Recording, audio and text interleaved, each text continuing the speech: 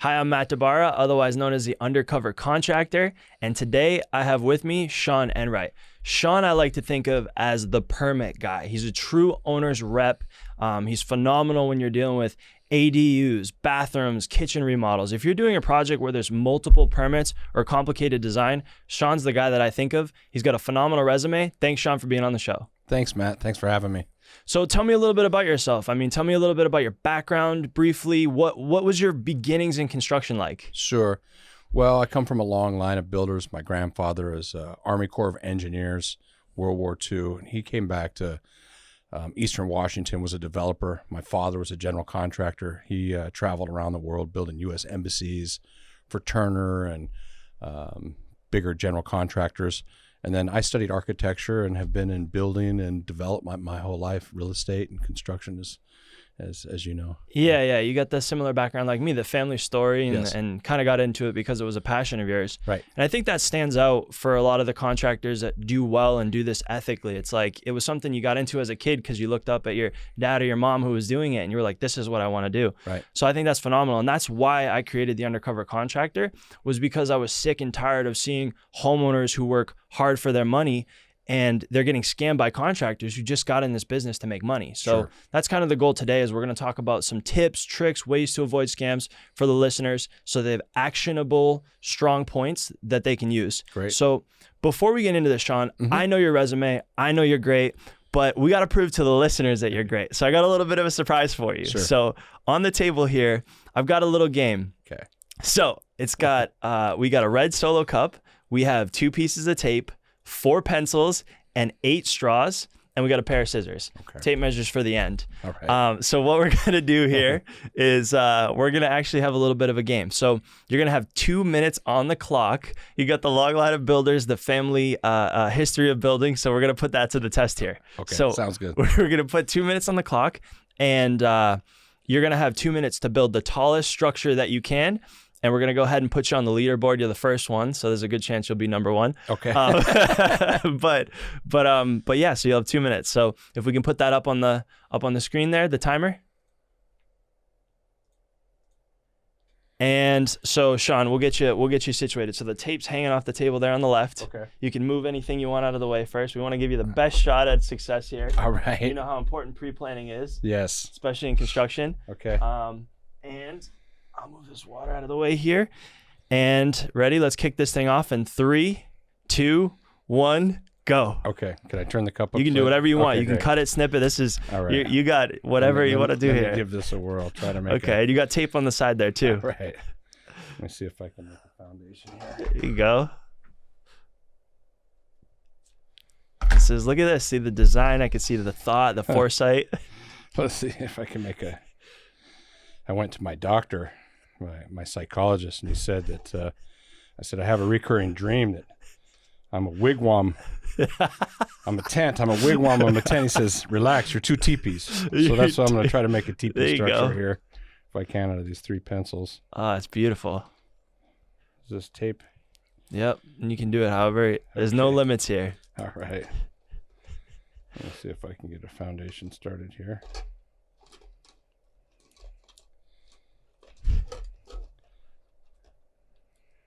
Okay.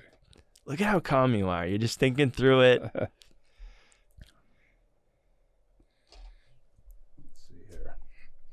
I'm not getting the bond that I want from this tape. Yeah. I did that on purpose. Okay. I gave you no stick tape. Okay. No, I'm kidding. Okay. That helps. Let's see if I can set these down a little bit further. Boy. And we're going for height. I'm going to measure this thing, the highest point, the peak of the mountain. Okay. You got 35 seconds left, no stress. All right. No problem. That's it. 35? Yeah. Okay. Let me see if I can get one leg here. I don't know as far as the aesthetic, It's okay. But I'm going to go for height. See if I can get another one here. beautiful.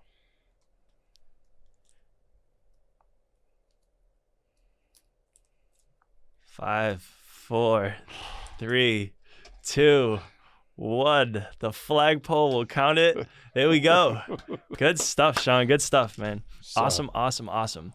So Okay. let's see our official leader on the hype board here. Let's see. I think we studied architecture in Pisa. Yeah. Here.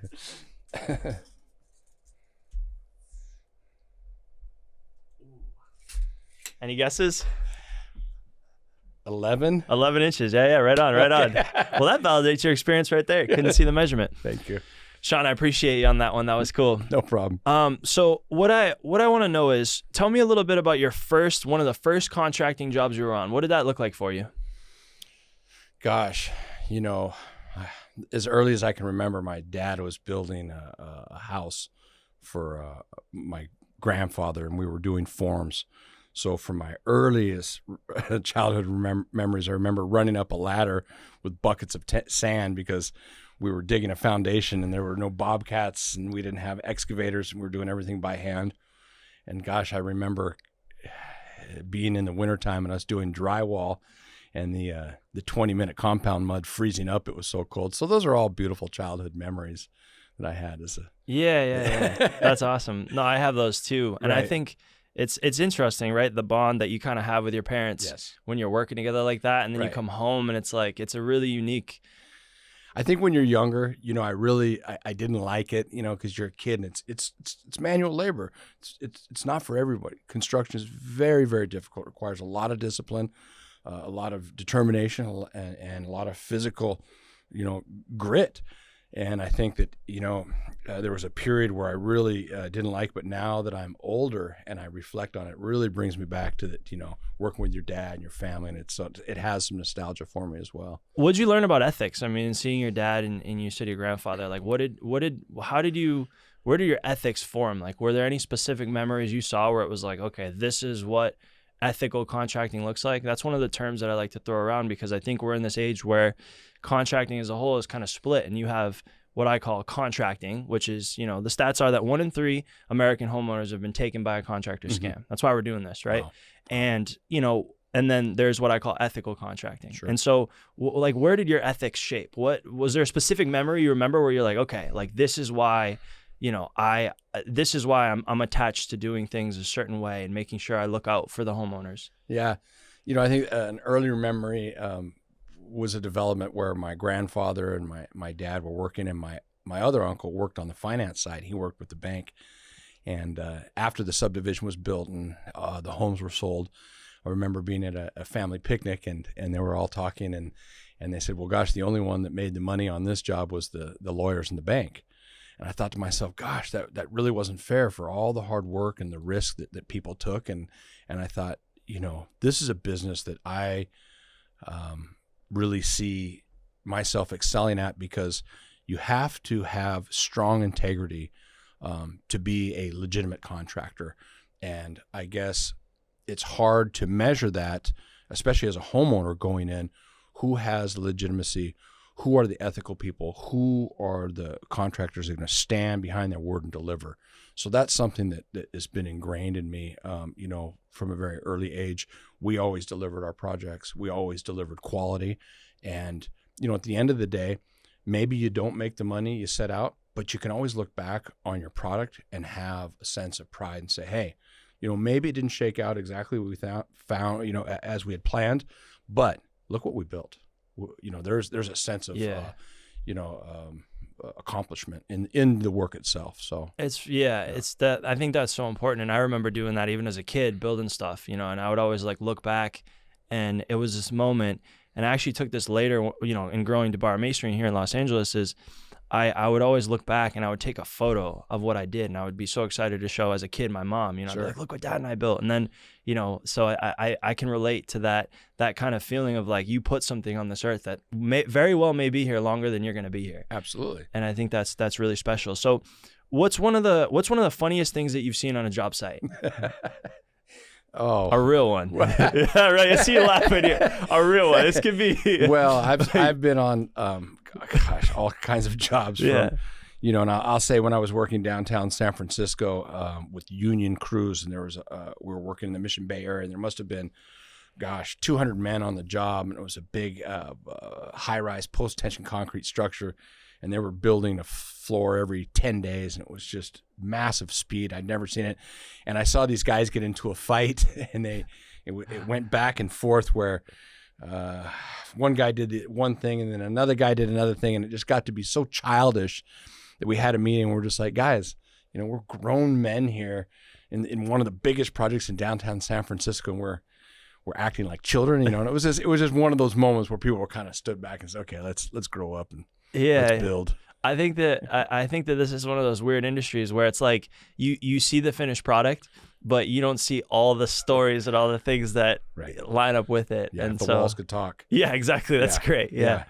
No, I love that. So, question for you. So, just to kind of color in for the listeners too. So, when you're dealing with the project and you're not sure whether or not you need a permit, an owner's rep like Sean could be a good place to start, especially if it's a complicated project. So what would you say are, what are some of the do's and don'ts of hiring a contractor in your industry? Like if you're going to hire an owner's rep, or how do you know if you even need an owner's rep? Like what does that look like for you? Yeah, there's so many moving parts, and the industry is kind of fragmented, that it's, back in the day, there used to be builders, and now there are general contractors and subcontractors. And the general contractor becomes like an administrator, a paper contractor, and the subs actually do the work. And there's just a lot of moving parts. I encourage people to always seek an owner's rep in the very beginning, because what I do is I connect all the dots for the owner. I am one throat to choke. I am the person that handles pre-construction all the way through construction and deals with the city. And it can be very complicated from an owner standpoint to manage all these things, especially without the experience. So even on smaller projects, say kitchen and bath remodels, my value is tremendous, because we can go get you the permit, put you in the right direction, point you to the contractors, versus you doing all that legwork yourself, all the way up to a larger podium or multifamily project where we can put the right kind of people in place and eliminate a lot of this legwork and research that the owners have to do. Yeah, and that's so true. And we were talking before we started recording too, and I think you brought up a really good point that I want to touch on is typically in a project like a kitchen remodel, or if you're going to build an ADU or an addition to your house, right? You typically have a design team, an architect, engineering team, an A&E, and then you have a general contractor. Right. And what you were saying, and I think this is interesting because, on my end, I see a lot of this too, is there's a lot of relationship there. Yes. It used to be that, at least when I was younger, it used to be that the architect kind of wore the ethical hat, and they were the one keeping track and kind of managing the general contractor. And if they did a change order and it was exorbitant, the architect was the one that was like, no, this isn't fair. I want to break out the materials. And what you're saying, and I want to just clarify this for the listeners, is because the industry has moved to a place where a lot of architects, engineers actually have relationships with general contractors. Absolutely.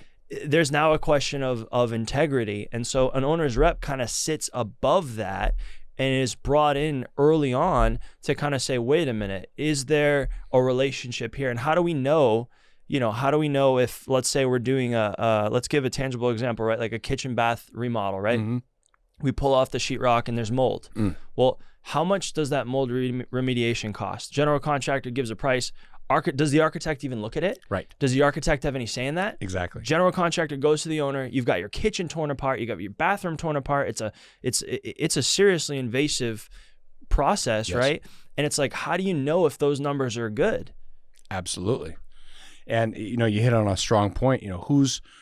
Who's protecting the owners? It used to be the architect's role. It used to be the engineers, and now the architects and engineers are basically in cahoots together. So it's very important to have an owner's rep, and that's exactly what I can do. I can take the entire scope of the project from cradle to grave, from the very beginning to the end, from pre-construction to final occupancy, give it a number on a timeline, so you can see in a snapshot how much is this going to cost me at every step of the phase.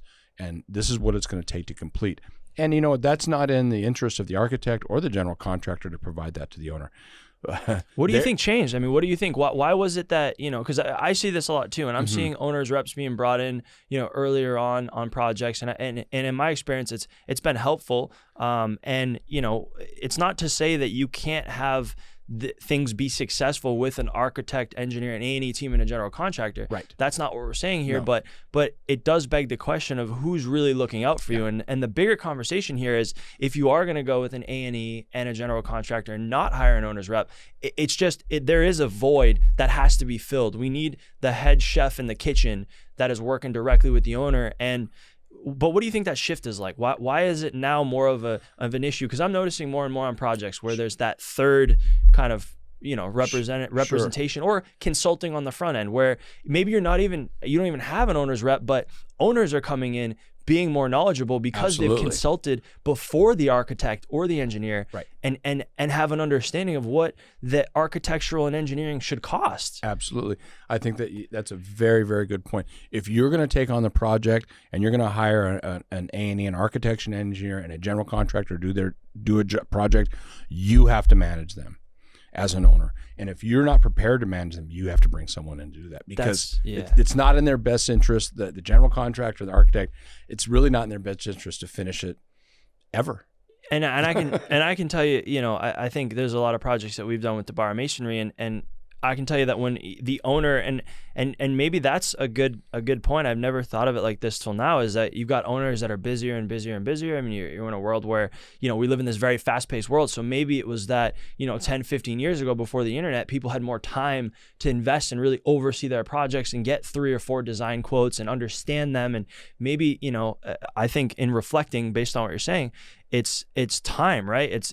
You're right. Is the owner being their own owner's rep? And if they're not, somebody has to fill that void. You have to. Interesting. I really like that. What's one of the craziest contractor scams that you've ever seen in this space? I see a lot. What I see a lot in Los Angeles is I see a lot of people doing a lot of creative things. They're adding ADUs, they're adding walls, they're adding pools, they're adding these things. And then they get scared because they know, this is a bootleg construction project. I didn't get a permit. I have a granny flat, or it's illegal. And I think people are scared. And I want people to know that the state of California and the city of Los Angeles have a mandate to provide housing. And Los Angeles Department of Building Safety is very open, and they're willing to legalize things. They want to provide more housing. So I'd really encourage homeowners and people that are thinking about, I need an ADU or I want to legalize this, do that. Approach the bar masonry, approach us, and we can lay it out for you. It's a much easier path and less resistance than you think. Yeah, and that's any contractor, right? I think, the takeaway message there would be, that you can, what you're saying, I think too, what I'm hearing is you're saying, look, you can take on these projects with the understanding of how this works. It's the top of the pyramid, right? It's who's really. A lot of people in my experience have these horror stories. Like, if you ask people, if you're like, hey, have you or anybody had a contracting scam? Right? Everybody's got that horrible story of their neighbor or their friend or their cousin or their daughter or themselves, right? And so what you're saying is look, don't be scared to take on the project. But I do think it's interesting, that distinction of like, an owner does have a responsibility in the project because you're looking at your best interests. And if you're not going to put in that time, who is? Right. And it's hard from an owner's aspect, because I think that the pitfall for 90% of homeowners and contractors is the homeowner wants to hear the lowest price. Mm-hmm. They and the contractor wants to give the homeowner the lowest price. Well, in reality, that's not how it works. You need someone that has a clear vision, that's not emotionally involved in the project, that can stand back and say, hey, this is the snapshot. This is from A to Z. Mm-hmm. You're only looking at half of the project, and so I think that's from an owner side, I'd really encourage owners to say, hey, look, stand back, get a third opinion that's not emotionally involved, and get a real snapshot of what it's going to cost. Because if you go out and get prices, if you say, hey, I have a driveway, and you get bid A and it's X, and then you get bid B and it's Y and C, and it keeps going down and down until you finally, it's not real. And so I think that's a big part of what we do, is to come in as an owner's rep and real builders to say, hey, this is what it's going to take. This is what it's going to cost you, and this is the timeline. And if you're not willing to do that, then don't start the project. Yeah. Because if you can't finish it, don't start it. I've seen that a lot too, where you have the set of plans, the $10,000 or $15,000 set of plans, and nothing happened. Right. And it's like, well, nobody made out at that point, right? Or the architect and engineer did, but nobody really made out, right? We're thinking end goal, right? What, the end goal is not to design a project and get a permit. No. It's to have the whole job done. And I'm sure you've heard a lot of stories of people saying, well, this person was the lowest price, but then by the time we were done, they were more than the contractor who gave me a price that was in the middle. Right. Or price is definitely a hard thing to navigate because it's made up of a lot of different elements. And it's not to say that the highest price is good or the lowest price is bad, but how do you really fully understand that? And I think that's, another kind of area where having somebody else really look at this, whether it's you as the owner taking the time and really diving in, but knowing that it takes time, right? Because you're someone like you, Sean, and somebody who's an owner's rep can look around the corner and know, okay, we're tearing apart a kitchen. Well, what are we carrying for contingency? What is our, what's the likelihood that we're going to have mold? Should we punch holes in the wall first and do some testing so we can finalize a budget so that number is not a gray area? So looking around the bend, I think is huge. Huge. Imagine that the listeners right now, imagine that they're family members, right? And you can give them kind of a takeaway advice for navigating permits and understanding, well, should I be my own owner's rep? What does that look like? Or should I hire an owner's rep and kind of dig in that way? What would be some advice that you give them in navigating this process with confidence? Yeah, it's going to be, time versus finance for you. If you have the time to do it and you have the time to research it and you have the time to stay on top of it, then I encourage homeowners that are doing small remodels, accessory dwelling units, kitchen remodels, bath, absolutely take it on. It's a fun project. Now, keep in mind, it's going to be about a year of your life. Even these small projects take about a year cycle through pre-construction all the way through. So if you have that time and you want to get involved, absolutely. If you don't, then I strongly encourage getting an owner's rep and getting one firm number for the entire project so you know how long it's going to take and how much it's going to cost. Got it. Well, I think that's super helpful. I want to thank you, Sean, for being on the show. I think it's awesome. I think that we've given some really great feedback. Any other last words of advice that you have for the listeners? I just want everyone to keep improving their homes. And if they want to do an accessory dwelling unit or a wall or a pool or a patio, absolutely do it. Strongly encourage, especially here in Los Angeles. The city is pro-growth. We have a mandate all the way from the governor to provide housing. So I really encourage people that are thinking about it. Now's the time, and seek to borrow masonry out for this kind of work, or myself or other professionals. And you can go to the contractors board and find licensed and bonded contractors in your neighborhood. And I strongly encourage people to do the improvement and to fix their homes and their properties. Yeah. All right, Sean. Well, thank you so much for being here. Thank you.